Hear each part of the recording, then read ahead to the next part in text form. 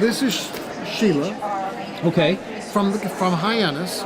She's the boss of the Shine program for the Cape Cod and Islands, right? Cape Cod and Islands. All right. Yes. And this is Gino.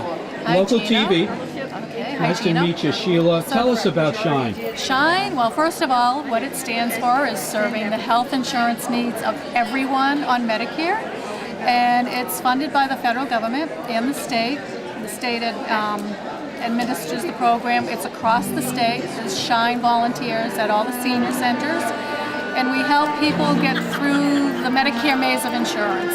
We let them know what their options are for supplemental insurance, for drug plans.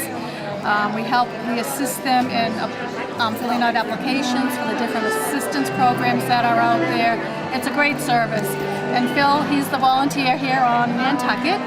So please call the senior center and make an appointment to see him. All right. Now, Medicare and the questions.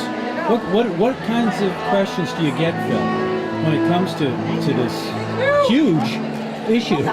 I mean, it's huge. Every kind of question you can imagine. You have to think of the fact that Medicare is a huge, complicated government program. All of the Commonwealth medical health insurance and assistance programs are complicated. The private health insurance company programs are complicated, and they all have to interact. You take all of that together, and it's messy. It's understandable, but you've got to know everything about each of the three sets of programs if you have any hope of understanding the interactions. How could someone on Medicare not go through Shine?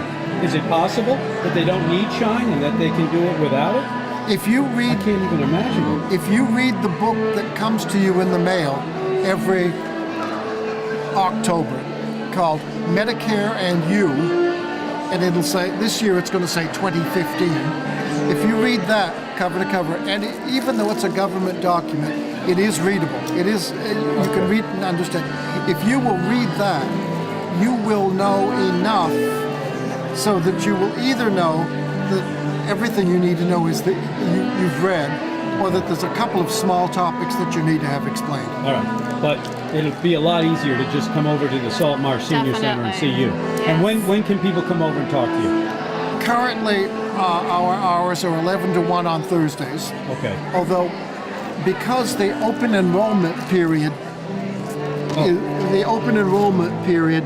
is October 15th through December 7. All right. At that point, we may have some extra time available. All right. It's important. Everyone should relook their insurance during that open enrollment period. All righty. Thanks so much, guys. Dave, this is it. Well, Storm Ready is a great program. It's a designation from the National Weather Service. We're one of only 12 communities in the Commonwealth, the only on the Cape and Islands that have this designation. And what it does is it's a notification system for the public that I was able to establish, but more importantly, it's a notification from the National Weather Service to us. So when we have impending storms, there's only two communities that get individual notification from the National Weather Service, Scituate and Nantucket. And Nantucket primarily because of the flooding at Easy Street and the flooding in Brant Point. Right. So we were able to identify those two areas as critical areas that we wanted to make sure we got the word out. All right. It's a good program. That's the ping thing? That's Storm Ready. Ping 4 is actually one of the notification systems that we use to get that information out. The Ping, this is the Ping app. Oh, yeah. I got This is it. the Ping app. And you're going to see these at Stop and Shop. I just talked to Wayne Lamson from the Steamship We won't Authority. need the ping app if we do the sirens. Well, we still have to have this. Sirens is... We are doing the sirens. Yeah, the thing about the sirens that's important is this is great for everybody. The thing with the sirens is primarily the way I'm looking at it is geared more to the visitor. Yeah. Local Nantucket people have a great way of getting informed, keeping informed, asking for information. The visitor doesn't. They don't know to go on the town's website. They don't know to go on the INM's website. They don't know to look at your television station. They don't know to call. They don't know. Right. So the siren goes off. Right. They don't know what it is. They'll call. we'll have a public information campaign. How much is the sirens going to cost, Phil? Well, What are we talking about? we're talking about a grant from the state. We're talking about money donated from National Grid. And I don't know what the total amount is yet, because we're actually going to be going out to bid in the next couple of weeks. But it's for the visitor. I'm gearing it more towards the visitor. Somebody's on the beach, they hear it, they ask what the heck is going on. I got a question for you. Sure. And I asked this question to the chief after the typhoon happened in Japan. Okay. Okay, and that was three years ago. Sure it was, yep. And I said, Chief, what happens if there isn't? He's talking about it on TV. He's talking about the. You can have a tsunami. But what does that mean to us? What do we do if the tsunami comes and the siren goes off? The siren. We don't have there's no place to go. No plan to get us off the island. No. If we had 4 hours, we could get on the steamship we could load everybody on a boat. Not all. Or we could drop some planes here. You could move some people out. Why don't we have that? Just in case. Even the National Weather Service and NOAA and FEMA and everybody, for Nantucket there is no evacuation plan. Why don't we have it? I don't understand. I think it's, from a logistics point of view, I think it's just too big for them to look at. Should we get some people out of here? I think that's the thing you need to look at. Yeah. Get critical care people out of here. People that we now take care of in-house should probably go somewhere.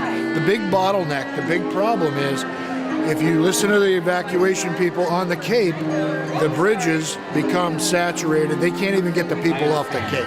So if we're going someplace, we need to go someplace else. Yeah. So, my suggestion Be it is wherever. if we drop planes in, we can get some people out get some here of that way. the critical If we care get on the people. boat Yep. and we head east, Yep. You're only going to feel a bump in the. You're going to feel a bump in the road. That's all. Yeah. And the big thing about the tsunami, or the wave or whatever, I've been through a couple of those when I was in Alaska. They're enormous. I mean, 100-foot wave. This place would be underwater. That's what I mean. And that's the problem. So people ask me all the time, could we deal with a Hurricane Sandy strength storm, Category 4, Category 5? Yeah, we're prepared for it. The big problem is, we'll ride the storm, no problem. It's the 2, 3, 4, 5, 10 days after that.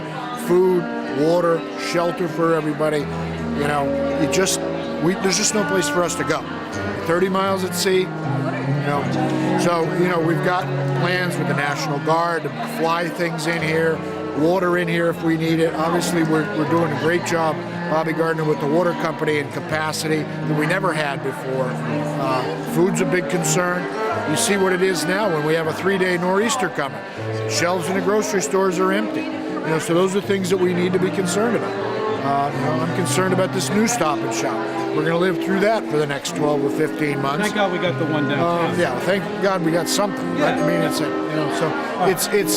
it's why we're in this business as far as preparation is concerned. It's why we have this is a good forum for that. People take the information, they make checklists. It's just a reminder. Oh, I need to fill the bathtub up so I can flush the toilet. I need to have a gallon of water per person so the dog has something to drink if the water runs out. Emergency generators. They're just a checklist. And that's all. And that's what we push all the time. Thanks so much. No problem. Anytime, Gina. High school buddies. Do not step up onto a stair.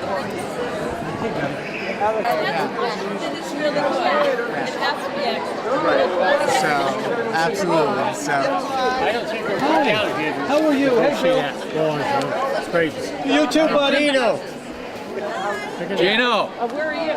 In the big building? Right now, the dump is my favorite place. It's Gina. That's where I get all my books. We're doing well, thanks. How are you? Good to see you. Yeah.